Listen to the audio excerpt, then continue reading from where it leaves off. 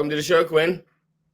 Thank you. I What's going appreciate on, you having buddy? me. So I got introduced to you by Ashley and Tara. They told Nice. me about you and what you're Okay. doing. Nice. Thank you. Yeah, they Thanks, talked all Ashley about and you. Tara. We did a whole episode on cannabis and stigmas, and they talked all about what you're doing. I was like, oh, Thank I you. got to hear about it from him. Yeah, um, it's been really amazing. no, let me start from the back a little bit, and then we'll come up to this. What's your sober date? Today is my 5 years. It's No 10/1/20. shit, really? Yeah. Yep. That's awesome, man. Congrats. I know, right? Thank you. So for those watching, it's not gonna be out today, but October 1st then. Yeah, October 1st. Okay. Now, what was going on? So this was during COVID. You got clean during COVID. Yeah. What was going on September 30th of 2020? September 30th of 2020, I was contemplating killing my dope dealer, his girlfriend, and my roommate over a couple ounces of dope. Sounds about right. Yeah. Yeah, I had the gun. I was pointing it at him. I was fully prepared to do it. I was at the end of my rope. My dealer's girlfriend went outside of the make a deal and picked up that gun, and I was like, I'm just gonna do this. I don't even care anymore. And I was like, yeah, but I don't want to end up in prison, so let me wait for her to come back so that at least I have some time to run. And while I'm waiting for her to come back, I was like, dude, what are you doing? Like, I just had a moment of clarity of like, you're going to end up in prison for the rest of your life, or you're going to end up dead. Like, Yeah. that's the, and I never wanted to be a drug addict, right? I always had this idea that like one day I'll get it under control and I'll be sober, or I'll be, living a good life. I won't be stuck on this. So in that moment, I was like, when, if not now, then when, like realistically. And it just so happened I went home and my sister had decided to come down to Savannah, Georgia to see how I was doing, to check on me. I was supposed to be sober at the time, going through a program, and I clearly wasn't.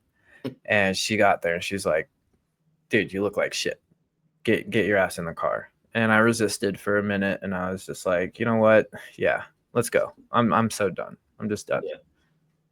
And then you went to rehab? No. So before hitting that final rock bottom, that I did about a year on the streets. And then before that, I did about a year of abstinence in sober living. I was doing AA 5 times a week, doing step work and sponsoring people, just doing all the things that sober living does. And I got on my motorcycle one day and it wasn't registered, wasn't licensed, didn't have my driver's license or anything. And I led the cops on a high-speed chase sober. And when they finally caught me, all I had on me was the big book and Drop the Rock, which is another like recovery book. Yeah. And they were like, why'd you run? And I was like, because I have no license. It's not insured. I have no insurance, like blah, blah, blah. And they were like, dude, if you would have stopped, we would have just impounded your bike. Now you're going to jail. And I was like, okay. So when I got out of there, I didn't have my spot in the sober living, met up with the wrong people. And within a week, I was back on the streets, banging dope. And so I had my stint of abstinence and what that looked like for me. And it was it was white knuckling the whole time. A lot of fantasizing and future tripping over, wanting to get high. And, if I had the opportunity or the money or whatever, it would, I would. And after my sister came and got me from Savannah, Georgia, my sister is like she would teach yoga instructors. Like, she had so many hours that she, was the teacher of the people who taught yoga. She was into Eastern philosophy and sound healing and, the law of frequency, and started to teach me about the chakras and chi and what all that was. And it really fascinated me. And So naturally, she kind of goes along with that, the hippie lifestyle, and Yeah, so yeah, cannabis was a big part of her journey. And so when she came and got me, I got on Suboxone that I had like stocked up on because doing it cold turkey was really hard, and doing it for so long, I didn't think I was going to make it. So I was like, I'm going to do a Suboxone taper. I did 90 days of a Suboxone taper, just like by myself, which I don't recommend anybody do. But yeah. basically, got It's down to better like than one. going, but in my opinion, though, I'd rather someone like you do a Suboxone taper on your own, be tapering down with the goal of coming off, as opposed to going to Suboxone doctor where they just want to feed you every week or every Right. month, Yeah, absolutely. So I don't blame you. The first time I got clean, well, the first time I tried to stop doing pills back in 2009, I put myself on a Suboxone taper too. And it worked for a couple months, and then like the problem is I brought myself with me, and I got high. And I got high again. Right. So that's the problem. Whenever I moved over 30 times in 15 years in 5 different states, and every time I was like, "This is it. I'm going to get clean this time," and every time I left, I came with me, and I got high again. Just like that. Where are you from originally? Let's backtrack. Where are you from, Quinn? From France originally. Oh, no shit. Yeah. I was born in France and then grew up in Utah, and then I moved to the East Coast. But I relate heavily to what you said because I also lived in the Caribbean for a year, and I was there about 2 weeks before I found dope. Mm-hmm. It's like I went out there to get sober, and then I found it because I was looking for it. Yep. And if you look for it, you will find it. You will find it. You will find So it. Yeah. it's nice to move to like different places, but if you don't have like a support system that's like really keeping an eye on you, helping you like build new habits and new routines and things, our brains are just going to revert back to the natural coping mechanisms that we know best and that we feel comfortable in, and we'll find ourselves on that street corner or that rundown freaking gas station because we're comfortable there. We know how to survive there, so Yeah. The problem with me when I moved around to like Massachusetts, North Carolina and shit, Pennsylvania, is I didn't have any plans when I got there, and then my only plan is always to just get high, and that's always my plan. But, I had no plans on like how I'm going to actually stay clean whenever I get somewhere. And then it's funny, you're CaliSober, your whole thing, because like that's the first route of recovery I went in 2018 when I finally got off pills. Nice. After a decade long of daily pills, I'm talking like 6 to 10 30s a day, which is, ridiculous money. I should just went to dope, but I always told myself, well, as long as you're not doing heroin, you don't have a problem. Just stick with the pills. It's not a problem. I can control this, At least I'm not a heroin addict. Yeah, I had that phase for like 5 years too. Yeah. So I was watching this. It was 420 in 2018, and I got my pills, I got my weed, and I'm watching a documentary on Netflix called Legend of 420. And there was a bunch of different segments on how cannabis is like healthy for people. And one of the segments was about this place called High Sobriety, and it was a sober living in Los Angeles that allowed you to use cannabis to get off opiates. Yeah. And for the first time in a decade, I said, that's a rehab I would go to. And then the next day I had like an awful day of like getting beat for money and seeing this deal or that deal or whatever. And I'm driving home. I was driving home an hour and a half from seeing that dealer. And I'm on the highway. It's like 8 o'clock at night, in PA. And I'm like, what the fuck am I doing? Like, I had one pill left. Like, and I just got to do it all again tomorrow, And I Googled the number, High Sobriety, California, at 8 o'clock at night. I'm like, we'll see if anyone even answers the phone right now. And this dude, Justin, answered at 5 o'clock. I'll never forget. I don't remember his last name. His name's Justin. Answered at 5 o'clock on a Saturday and talked to me for 2 hours. Nice. And it was the first time someone talked to me like in a way I never heard before. And by Wednesday, I was on a flight to LA and didn't touch opiates since, And I had some relapses with like benzos, with getting to my psych doctor and abusing them and alcohol. But I'm clean now. Like I even quit smoking weed, but that's we'll get there. And it's no big deal. It just wasn't for me anymore. But when I got out to LA, I went into AA and I met people who didn't care about me using cannabis. And I went through the steps and I was taking people through the steps and I had a whole recovery set up. And that helped me, get going into it. Like you said, I didn't have any support. And then I had a support and it really worked for a while. Now, you said you had a sister. Do you have any other siblings? Yeah, I have an older brother too. He got deported back in like 2000 or something, 2001 or something. He was into drugs and everything else as well. So okay. So you guys, you were born in France as a family of 5?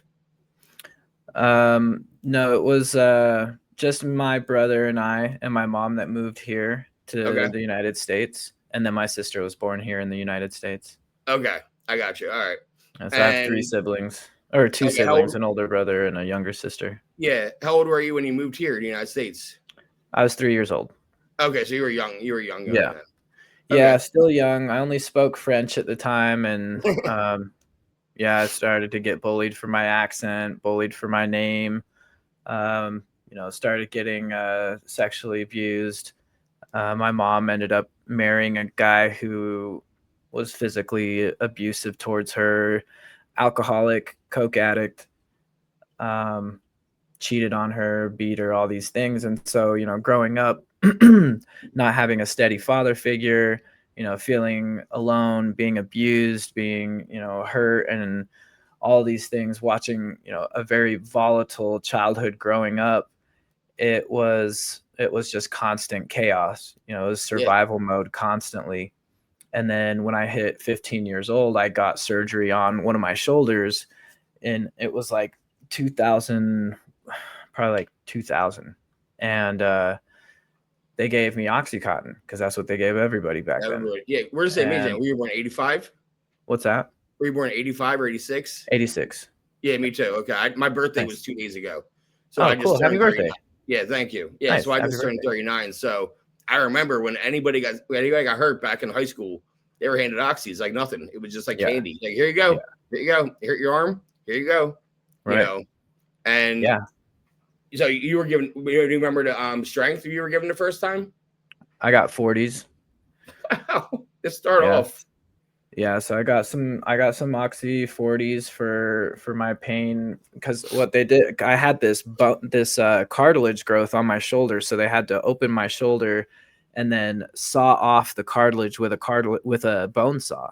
Yeah. So, they were like grinding my bone, and so they're, for whatever reason they said, "Oh yeah, Oxycontin seems like a good idea for, a 15-year-old." And I took that prescription home and I took it. And when the initial drugs of like the anesthesia wore off, and the next morning I took those painkillers and I got so messed up on them going to school and stuff, I was just like, I like this. Everything kind of calmed down. It was like I was taken out of survival mode for a second because nothing else mattered. It was like this huge rush of dopamine that my dopamine deficient brain had been craving for years and years. And it was just like, it felt like home. It felt like everything's okay. It felt like falling in love with someone. It was like, everything's okay. Everything's going to be cool. I don't care about literally anything else except for being with this thing. Right. Yeah. It was that I have arrived moment that they talked about in the rooms. The I have arrived, Yep. And, I felt I could remember that first feeling too of like, oh, everything's better now.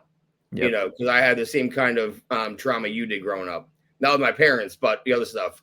And, bullied and all that other stuff. And it's really rough to live with, man. It's really rough to sleep, in your own head. Did you drink or did you smoke weed before then? Not big I never really was big into drinking. Okay. Throughout my whole life, I've never really been big into drinking. I would drink occasionally with my friends, because I was a teenager and that's what everybody else did. I wanted to fit in or whatever. But did you never away from drinking because your stepdad? No. One, I never liked the taste of alcohol growing up. And then when I went to France to get sober for like my first time, I was 18, I think. It was the first time that I actually drank beer and liked it, like the taste of it. But my body just doesn't react well with it. And after 3, 4 beers, I will black out. And I don't like that idea Yeah. of like, I would hear stories of people blacking out and like driving and killing somebody, Yeah. and then they wake up or they like come out of it and they're like, don't even remember it. I'm like, Yeah. I can't risk me doing something like that and killing somebody or hurting somebody else and not even having any recollection of it. Like that doesn't feel fair. So I was like, Yeah. not really big on it. Okay, so But you got on oxys in 15, and you felt the high right away. Did you know you were high? Did you know that this was a high? Like what that was? I knew the pills did it. Mm, I knew the pills did it. I didn't know that it was basically heroin. yeah, and it was just swallowing one pill. Yeah. How Yeah, fast just did you learn swallowing. about snorting them? So after my prescription ran out, I stopped taking them and I wake up the next day and it was just like, whatever, no big deal. Um, Wake up the next morning and I'm in withdrawal and I'm like, Yeah, what the heck is going on? I feel like I need to go to the hospital. I don't know what's happening. I have the flu right Um, now. yeah, like I'm, my friends are calling me like, what's up? Where are you at? What's going on? And I tell them and they're like, dude, you're going through withdrawal. I was like, what is that? And then so they tell me and I'm like, okay, so like, what do I do? And they're like, well, you got to get more or you got to go through withdrawal. And I was like, well, I got things to do. I got to go to school. I got freaking a life. Like I can't feel like this. And so they're like, whatever, I'll bring you some more. I'll bring you, I think it was probably Lortab or something. And then I was stuck on Norcos, those yellow freaking Lortabs for a couple of months until I found Vicodin and then codones and then I got oxys and then I got Dilaudids and morphines and just like tried the whole rainbow of the different opiates. Yeah, And I was just like, yeah, oxy's the one that I like the most. And then once they bumped those up to $1 a milligram, and you could get a gram of heroin for $10. Or a point of heroin for $10. I was like, yeah, let's just do that. yeah. And it seems like a lot more worth it. And I tried heroin for the first time when I was 18. But you went to so that must have spun you out really fast then because you already said you went to France to get sober for the first time at 18. So Oh how no, I'm long were sorry. you on? Sorry, it was 21. It was Okay, 21 was the first time I went so to you get went on a sober. 3-year run with heroin Yeah, then free. yeah, Yeah. yeah, Were you and working coke. at all? No, I was selling coke and heroin. Okay. To support your Yeah, habit. yeah. Still living with your mom or do you have your own place? My mom, I moved out of my mom's house at 18 years old and lived in an apartment with a friend of mine, and we were selling coke and heroin out of there. He was working, but I was selling. Um, and then Selling and getting high all day, basically. yeah, Yeah. and then I went and got sober in France. Came back Now, after. is there a reason you wanted to get sober all of a sudden, like in France? Did somebody ask you to, or like why'd you go I all the way to think France? Or like, I think yeah. If I remember correctly, I was living in a really shitty apartment with my buddy. It was definitely a trap house. My bed was on the floor. Didn't have, it was just not living.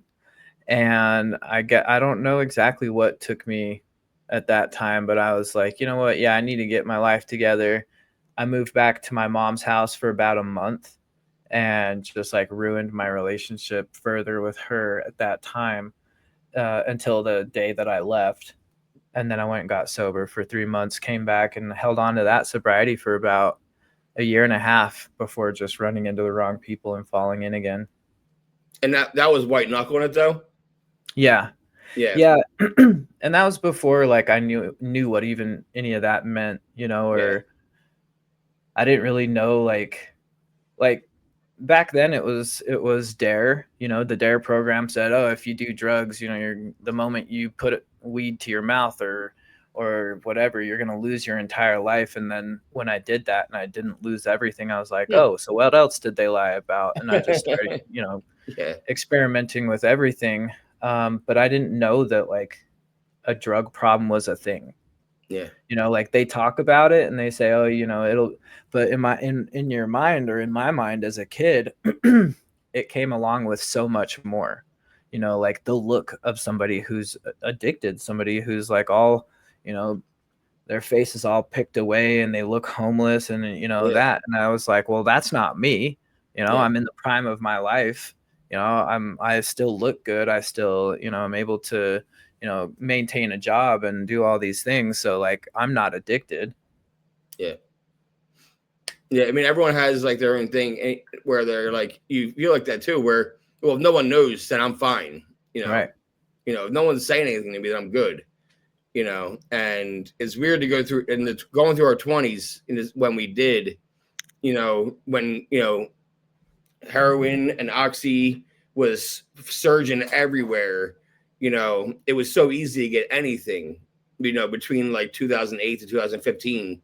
It was easy to get your hands on anything. Call this person, call that person. There was connections all over the place, but you were in Utah the whole time? Because like I was right outside of Philly, where I grew up, and right outside of Camden. So we had a huge drug market from Camden and Philly. I grew up 15 minutes from Kensington. So which is, everyone knows what Kensington, Pennsylvania, Philadelphia is, So that tells you all about where I live, how easy it was to get high back then. Still to this day. Right. So now I live up in the mountains, but so it's crazy. The whole time I thought that I was just invincible, right? Because my mom was the highest paid private detective in the Midwest. So she knew all the big lawyers and the judges and everything like that. So all my cases and everything that I ever got in trouble for were like either dismissed or plea in abeyance or a slap on the wrist, basically. And she got offered a government job in Georgia in 2010. And so she moved out to Georgia and left me in her house. And so I started to trap out her house in freaking Holiday, which is like the nice part of town. That didn't end up lasting too long. I woke up one morning and I had this terrible pain in my groin. And my girlfriend at the time had just gotten out of jail for like theft or whatever. And she was trying to stay sober because she was like released on probation or whatever. And she tells me like, and I tell her like, you have to take me to the hospital because there's something wrong. Like that, like this pain is unbearable. I was throwing up and everything.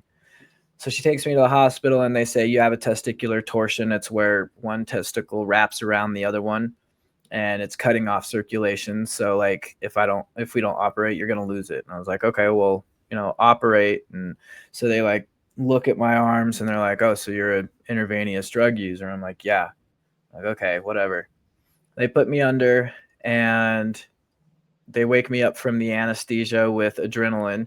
And because I had done a shot of coke and heroin, like literally right before I went under, I guess the coke and the adrenaline reacted together and just blew my coronary artery. Like my heart rate just skyrocketed, my blood pressure skyrocketed, went into cardiac arrest, and my coronary artery separated from my heart.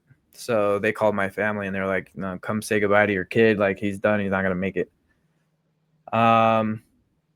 So I wake up from this coma and I don't even know what had happened. I didn't even know that like I knew the surgery, right? So I wake up from surgery and my mom and my sister and my brother around my bedside. And I was like, what are y'all doing here in Utah? And they said, well, they told us to come say goodbye to you. And I woke up from that coma on 11/11/11.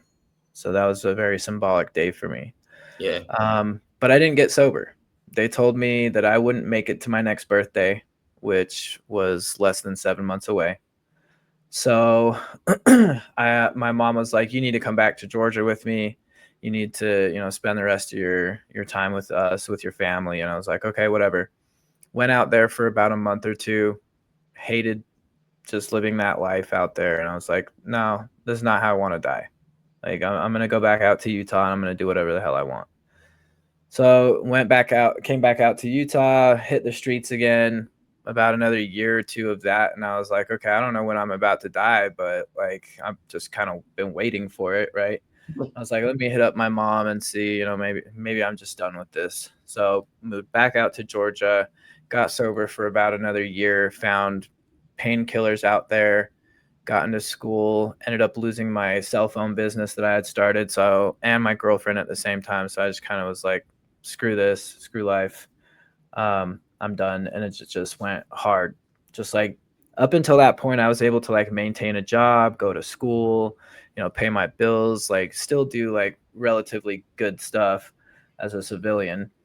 But at that point I was just like, whatever. I don't even care about life anymore. I don't care if the lights are on or if the water's running or if the freaking dog is fed.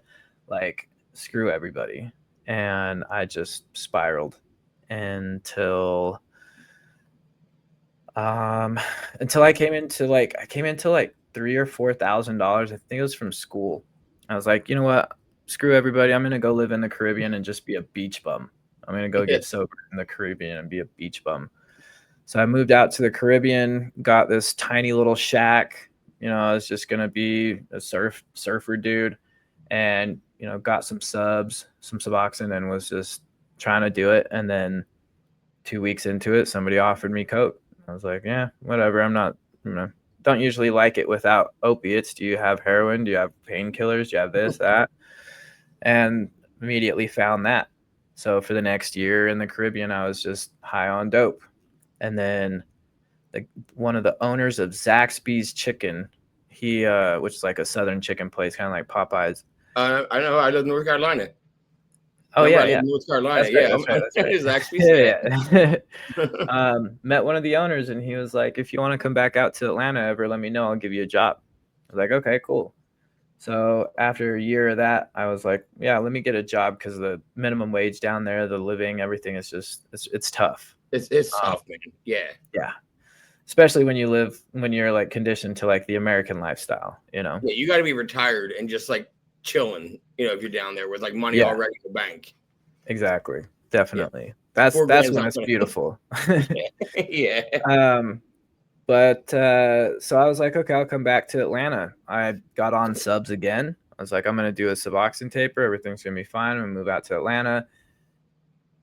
Got to Atlanta, and the hotel that I stayed in for like the first week while I was out there looking for a place was one of the worst places to land.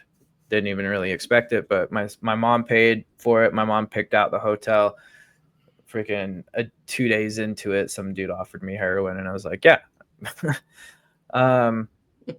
Ended up maintaining that job for about a year and a half. Got into a house.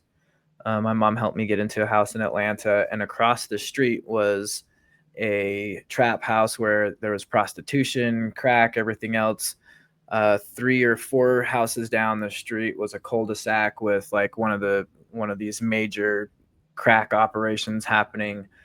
So fell into crack, started smoking crack, lost that house, lost my car, ended up sleeping at the trap house across the street because I freaking wasn't able to maintain my rent and everything else.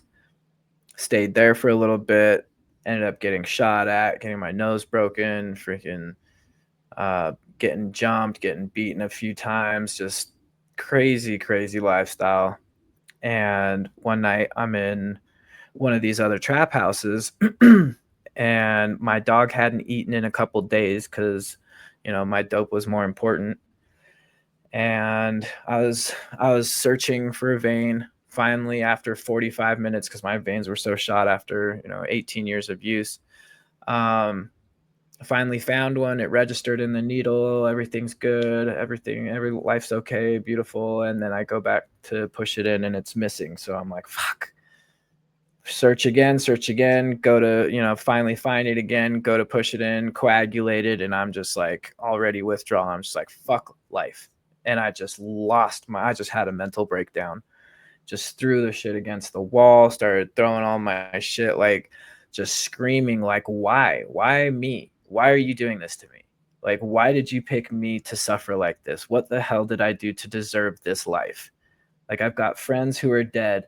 I've got friends who are making it and they're doing just fine. Like, either give me one of those, like either take my life or give me strength. I can't fucking do this anymore, God.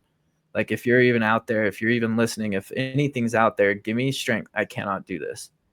And I picked up that needle off the ground and I squirted it in my mouth, and I laid down next to my dog and I just sat there and cried, and I cried myself to sleep. And then I woke up the next morning and I look around my room and there's blood on the ceiling and there's freaking, needles everywhere, because I had tried to look through all the needles that weren't barbed and all this shit. And I've got like 6-7 bags of used needles and tinfoil and fucking caps and cottons. And I'm just like, what the fuck, dude? Like, this is my life. This is what I was destined for. Like, this can't be it. This can't be it for me. And I looked at my dog and I was like, dude, you deserve so much better than this. Like, I deserve so much better than this. And I picked up the phone and I called my mom and I said, I need help.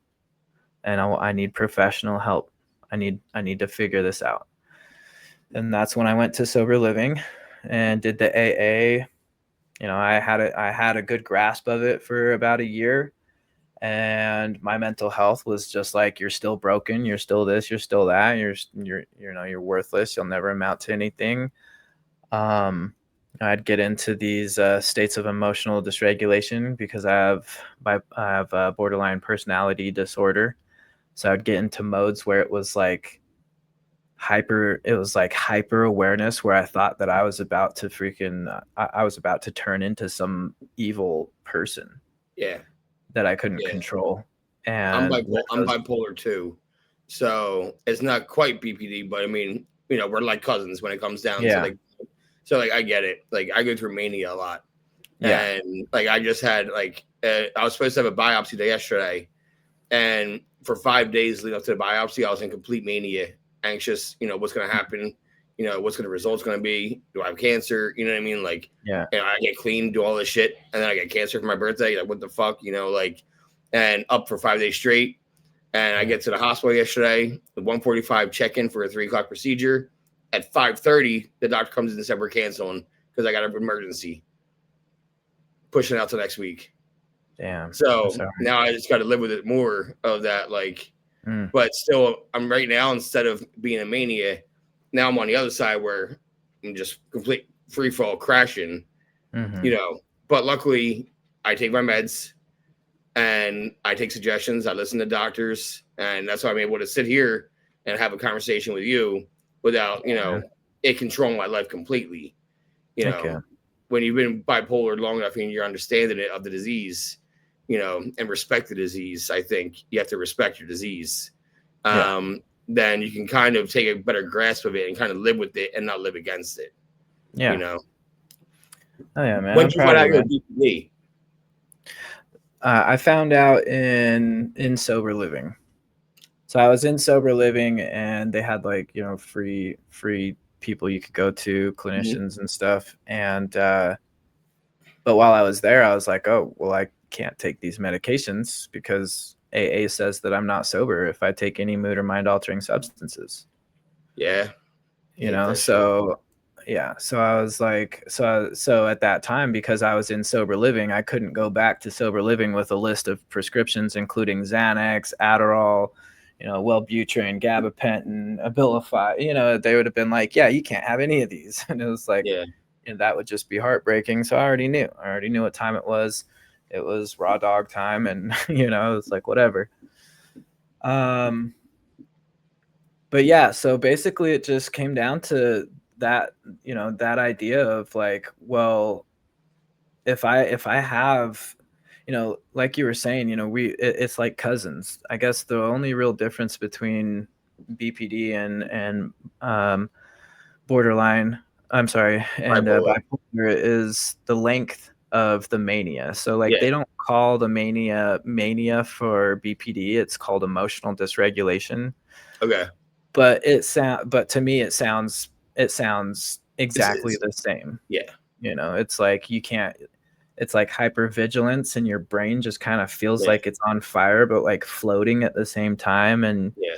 you're just in survival mode of like anything could happen at any moment, and I have to be ready, or else if I'm not ready, like it could cost me my life. Yeah, like I That's what can't it even go feels to like. sleep or I might miss something. Yeah. Something could happen if I'm asleep. I got to stay awake just in case. I got my wife who's disabled with MS. I had 11-year-old kid. That he has a father. I'm a stepfather, but I got cats. I see yours in the background, and anything can happen to anyone. At any given time, and or myself. And I would in that 5 days I was like there's no naps. People don't understand. Like my brother, I love my brother, and he doesn't have any of those things going on. He's not an addict. He's not mental health stuff. He's part of the OCD, but nothing like where I have. And he's like, "Why don't you just take a nap, bro?" I'm like, "Dude, I'm here a nap right now." Yeah. I was Yeah, like, it's "This is interesting like because a nap right sometimes I can. Like sometimes I'll get into like the depressions of like I can't do anything but sleep. Like when now." not this cat, but I have another cat. She like just ate way too many treats one day and got sick and disappeared in the closet, and I didn't know where she was. She missed breakfast and dinner, and I was like, she's gone. She ran away. She like jumped off the balcony or something. And it was like I couldn't function. It was just I couldn't think. I couldn't make content. I couldn't make a post. I couldn't even like, it was just let me fall asleep for a little bit. That's Yeah. all I could do. But sometimes it does just feel like when I'm threatened, there's no sleep. There's definitely, And those depressive sleeps for me come with a ton of like nightmares and shit, like an ongoing bad movie. Not like a bad movie to watch, but like everything's gonna happen at one time. And it's all like and then you wake up, you like to sleep, and it starts all over again with something new. For me, like I see my dad passed away 2 years ago, and I love having dreams, seeing my dad, and where I can talk to him. But then there's some other ones that just completely fuck me up. Yeah. And say my ex fiance committed suicide 10 years ago. She was bipolar schizophrenic. So like I learned what bipolar was 10 years ago before I even was diagnosed bipolar. I lived around it for 3 years with being with her. So I had when they were told me what I was, I'm like, I understand it. And they're like, no. I'm like, no. I understand what bipolar is. I'll be like, this is good. I'm okay. So I understand what you mean with those depressive sleeps, man, where you can't do anything, like not even shower, barely brush your teeth. Like, it's horrible. It's Now, debilitating. let me get to when you got clean this time 5 years ago. What made you want to explore, using cannabis in your recovery this time, as opposed to the other times? You didn't mention cannabis at all. The other times you mentioned AA and Caribbean, or all these different things. Yeah, I mean, I've always kind of incorporated cannabis into my journey. Like when I was using, not so much because I didn't really care for it. It would make me honest, and I would divulge information that I shouldn't, that would blow my cover as a addict. So I was like, I better not smoke weed. But during that stint of abstinence and sober living, like I didn't smoke weed. I didn't do I didn't do anything, any mood or mind altering substances besides nicotine and caffeine. Which, And by the way, you said that earlier. I hate that shit in the big book. Anybody who knows the big book knows that they talk about using mind altering substances like Dr. Bob did back in the 30s and 40s, because he had problems with his mental health too. Yeah. So I they love want that to you throw that mentioned at that. you. But like the founders of AA literally used that shit, and they used acid back in the day too. Like they talk about it. Yeah, and Bill Wilson actually attributes his spiritual awakening Yeah. before there was, as a result of working these steps, we achieve a spiritual awakening and go on to share the message with those who still suffer and practice these principles in all our affairs. That spiritual awakening didn't exist in the 12 steps. They exist in Bill Wilson's mind. Yeah. And in Bill Wilson's mind, the way he achieved that, and he attributes it very clearly, was to psychedelics. Yep. So, and not LSD because it didn't exist yet, but it was a mixture of belladonna and henbane, and belladonna is also known as nightshade, which is known to cause delirium and hallucinations and stuff. And I love that you said that, because It's a very good point that you make. Nowhere in AA literature has it ever said no mood or mind altering substances. Nowhere in the book does it say that you have to be clean, right? Mm-hmm. And what CaliSober is trying to do is, from a clinical standpoint, establish that I'm not clean. I haven't been clean since the day that I left Alcoholics Anonymous, and since I left the jail after getting arrested from leaving that, um, fleeing and attempting to elude. I haven't been clean because I've been on mood or mind altering substances. It was Suboxone, it was heroin, it was heroin, and then it was Suboxone, and then it's been cannabis and whatever else. But I understand what it is to be clean. To be clean from a clinical standpoint means that you are negative on a urine analysis. Usually it's a 14 panel, if you're getting tested for everything, or 15 if it also tests for alcohol.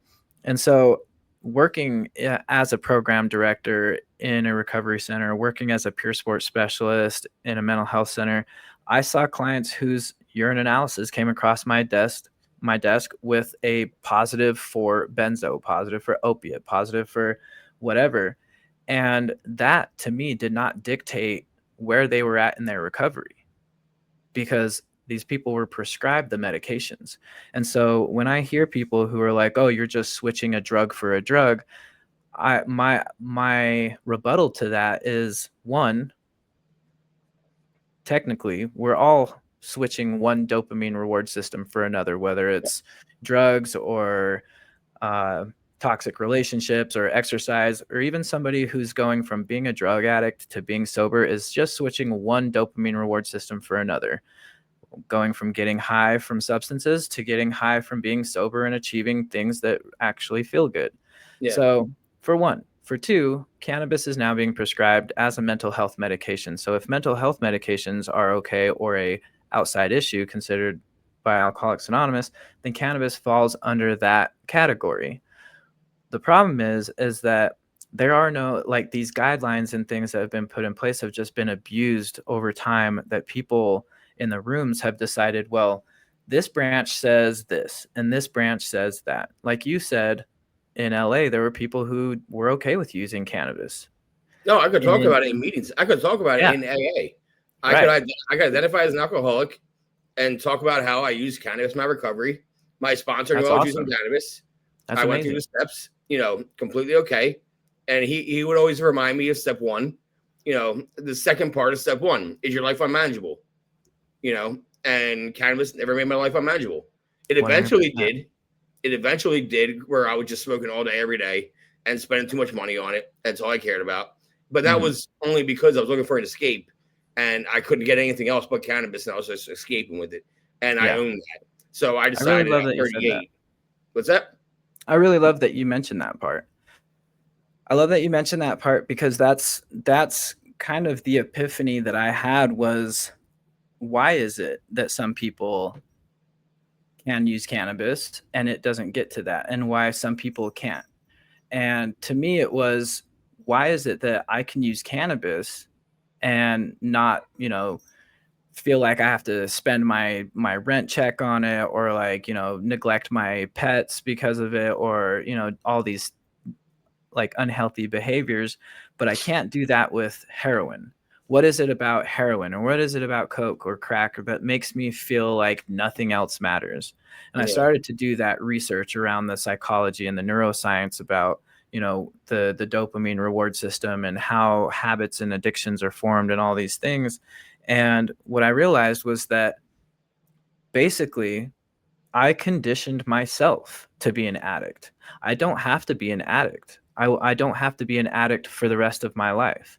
It's kind of like, if the way that I look at it is, addiction is a skill, right? It's like imagine being an addict was a skill that you could go to college for, right? You go to college and you start to learn, you start to take the basics, right? Like, where to buy it now, how much it should cost, how much it should weigh, how much it should freaking, whatever. Then you start to graduate into, oh, well, if I buy it at this cost, I get a discount. If I cook it this way, it'll be better. If I do it this way, it'll hit faster. You start to like get better and better at being Yeah. a drug addict. Yeah. That is a coping mechanism. It's life. It's how we are navigating being able to deal with things in life, right? If there were no drugs on this planet, we would have found a different way and something else would have been our way to cope. But we relied so heavily on this one particular coping mechanism that it becomes what we call the disease, where it's like, I've replaced this one coping mechanism for everything. I have no friends to go to. I have no hobbies. I have no home, no health, no security. I have no self-esteem or self-actualization. I've put all of those into this one thing, and now I'm codependent on this one thing. And that disease is codependency of that one thing. And because now I've decided to live a life that doesn't allow that codependency, what do? I have to completely relearn everything. How do I build relationships? How do I get a job? How do I, get dopamine? How do I calm myself when I'm mad or do all these things? And they expect us to do it 100% abstinent. I think abstinence is absolutely amazing. I encourage everybody to do abstinence as a baseline so that they know where they're at. Because when you're getting off of coke, heroin, crack, meth, whatever, your levels and your dopamine and your serotonin and your hormones are all over the place that clinicians could get a bad reading. And so they give out these diagnoses of really really debilitating mental health conditions, and then AA says that we're not allowed to take medications for it or we're not sober. But like I was saying, it just depends on the rooms. Some people say it's okay, some people don't. Yeah. And so there's different home groups that's what the traditions, bring up is, everyone has different rules and set different home groups, based off things. And like, AA in LA was amazing. I was going to, you said 5 a week. I was going to 4 or 5 a day. I was addicted to it. I love that shit. Amazing meetings, people, good friends to this day. I was in Venice all the time, getting tattoos in the front yard. Like I met a graffiti artist, Jules Muckrock, and she's big in Venice and shit. She's big all over. And she would have AA meetings in her front yard and give out free tattoos to people, newcomers. So like I went to LA with one tattoo. I came home, I'm all over the place. You know what I mean? That's awesome. Like, and I went back to Hershey, Pennsylvania, Harrisburg, fucking middle of nowhere, and AA is not that lenient. They don't want to hear about it. Right. And to the point where they wouldn't give me a 1-year chip. And I drank a month later, on my 13th month. And I drank over it. And I drank for like 9 months. And then my wife and I quit drinking together. We woke up on a leap day, 2/29/20. And I was like, I'm hungover as shit. Either I need to drink right now or we got to stop. And she's like, I'll stop with you. So, I haven't had a drink since. Nice. But then I realized what benzos and my dad died. He got to see me clean though. When my dad died, he saw me clean. Very cool. Which I was happy about. And then he died. And then I hooked up with my dealer, aka my psychiatrist. And I was like, I need something. They gave me Ativan, abuse that, give me Valium, abuse that. And then I stopped everything. That's good for a while. And then like right before Christmas, November, I was going through it, hit up my dealer again, my psychiatrist. He's like, I'll give you Ativan again. I said, nope, not hard enough. He's like, okay, I'll give you Valium again. I said, nope, not hard enough. He goes, I'll give you Xanax. I said, okay. He goes, I'll give you 91 milligrams. I said, okay, that works. And I went through the script in 5 days. Called him back, or I went on through my chart messages. I was like, hey, that wasn't strong enough. I'm already gone. They're already gone. I need something stronger. And this psychiatrist did exactly what he shouldn't have done. He's like, okay, I'll give you 2 milligrams. I'll send it in now. And I went through 20 of them or 40 of them in 3 days and overdosed and ended up in a hospital for 3 and then a psych ward for 3. Damn. That was December 5th of last year, and I've been clean since. Did they ever do anything to that doctor? He's still working. I work for the hospital. I know I see patients pop up. I work for orthopedics, and I see his name.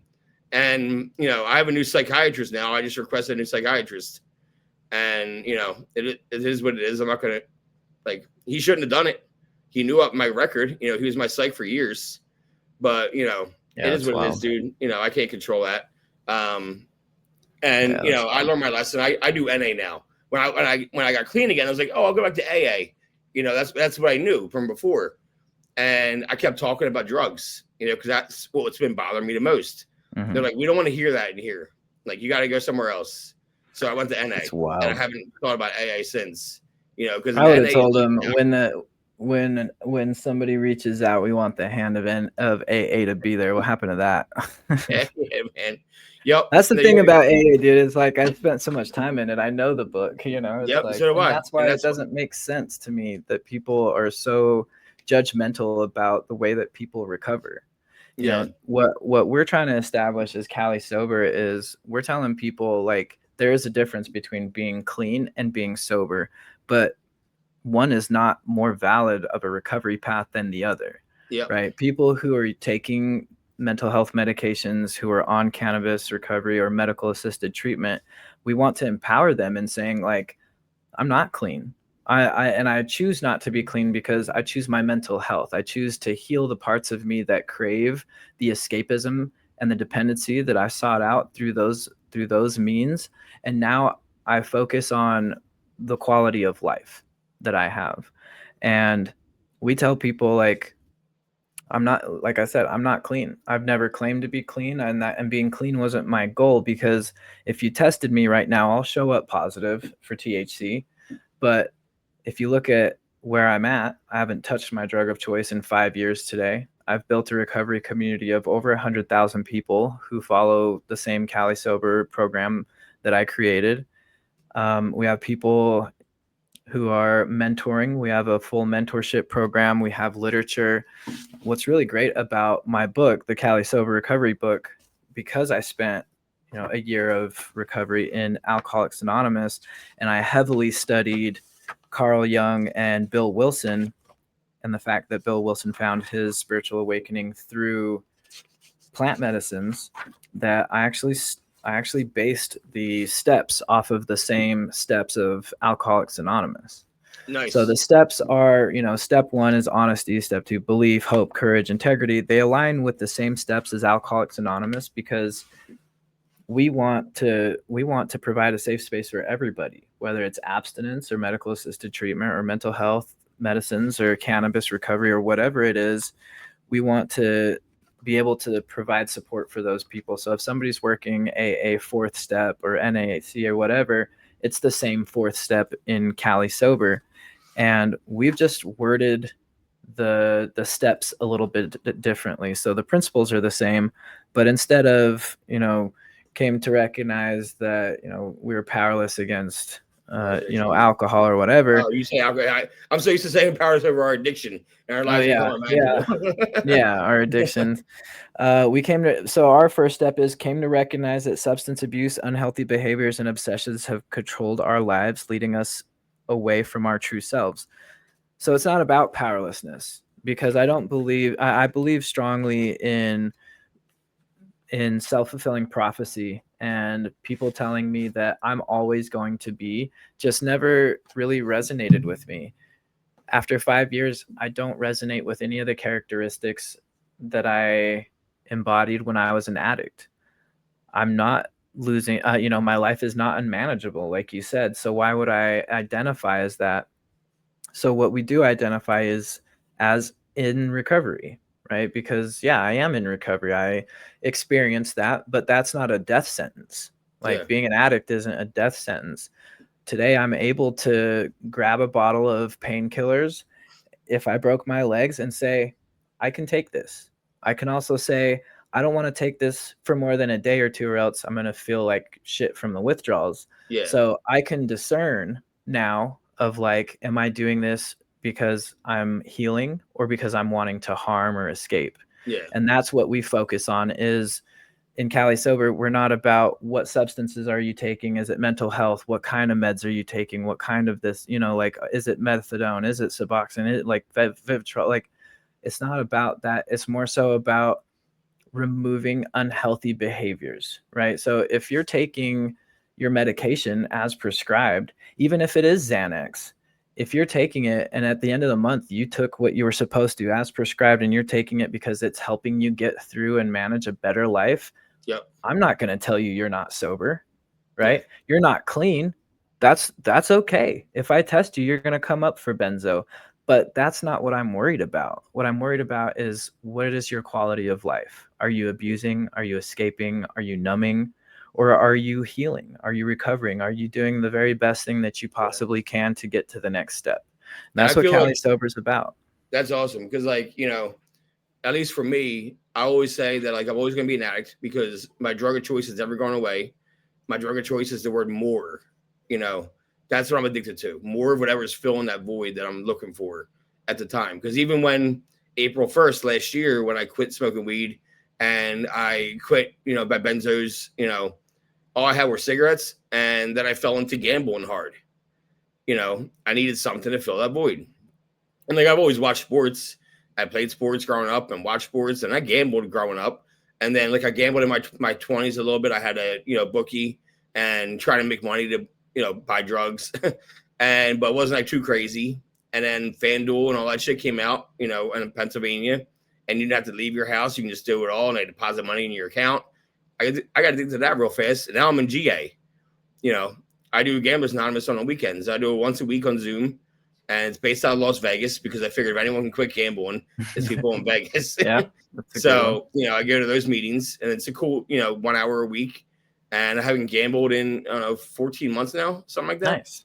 So, Congratulations. That's thank awesome. you. But, Very like, cool. I can watch sports. Last year, how, like, in AA, they tell you can't get in a relationship for the first year of your recovery, which I kind of believe that's not that bad of an idea. You should work on things before you get into stuff like that. So I kind of agree with that. Too. So when I quit gambling, I was like, I'm in a relationship already, so I can't quit that. I was like, you know what? I'm not going to watch sports for the first year of my recovery unless my favorite team's in the championship. That was my caveat. I'm an Eagles fan, and that was the first time I watched sports. So I went abstinent in July, and I watched the Eagles in February, and now I'm watching sports again a year later. Nice. And Amazing. I don't feel any inkling for like making a bet because now I'm watching sports like I did when I was a kid, where like I'm watching it for the joy of the game and not for what's going to do in my pocket. I love you got a lot of really great things to say, man. And I really love that. I love this conversation. I really like what you said about being addicted to more. And that was something that fascinated me as well, and something that I really looked into. So I did go to college. I didn't graduate, but I was on the honor roll, in the honor society for psychology. And something that really fascinates me is this idea of I'm addicted to more, because to me that really solidifies the idea that it's not about the substance, right? It's about what that substance allows us to achieve. And we hear it all the time in the rooms. Addiction and alcoholism is a symptom of a greater issue, right? And usually it's trauma, or low self-esteem or self-worth, or one of Maslow's hierarchy of needs of feeling fulfilled. But basically what that translates to is you lived a life of chaos when you were a child, to where your brain and your growth was not given the amount of dopamine that normal average people have. And so your brain got into this habitual state of low dopamine, which is the body and mind's number one motivator to do literally anything, to get a job, to play sports, to freaking build a relationship, or find a career, go to school, whatever. It's all dopamine. It's all the dopamine reward system. So living a life of chaos and not getting the dopamine that you were craving when you were a kid has led you into a life of low habitual dopamine, to where it's like, I just want to feel. I want to feel like I see everybody else having fun and laughing and enjoying. Like, I want to do that. I want to be focused and clear-headed and, all these things. And so because we also observed everybody around us finding self-soothing mechanisms like drugs, alcohol, and everything else, we trained our brain to think that's the only way. That's the only way to get dopamine. And when I do it that way, it's immediate. So we trained our brains that there's a way to get dopamine without having to work for it by getting a job or building a relationship. And you're exactly right about being a kid, because like for me, I started drinking at 11, out of pure curiosity, watching The Outsiders and having like Captain and Coke and like laugh at my friend who was sleeping over my house. And then 12 years old, I can tell you to the day I became an alcoholic was February 1st, 1999. I was 12 years old and my first friend died that I knew. First person I ever knew died. Got hit by a car crossing the street. And very, traumatic thing to hear as a 12-year-old. And I said to that same friend that I drank with before, I'm like, hey, if we drink, we're going to feel better. I can distinctly remember saying that. We drink, we're going to feel better. And when I did my first steps for the first time, I'm like, that's when I became an alcoholic. There it is right there. Because I was using drinking as a way to escape as opposed to whatever everybody else uses it for. I don't know. What else do they want to use it for? I don't know. They use it to escape, and that's what it is.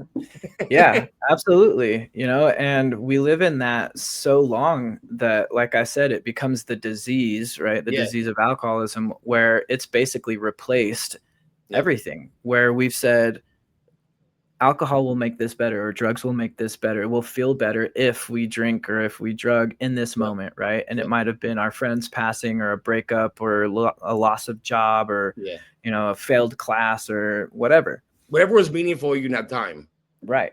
Yeah. And so I started to ask myself, okay, so if at the very baseline, it's not about the drugs and alcohol, then it's not about me smoking cannabis. It's not about me taking mushrooms to achieve a spiritual awakening. It's not about taking Suboxone to get to the next level. It's not about heroin or Coke or the escape. Like, it's about the escape. It's about the trauma. It's about, so instead of me saying I have to stop using drugs, it was, I have to figure out how to heal the parts of me that crave that escape.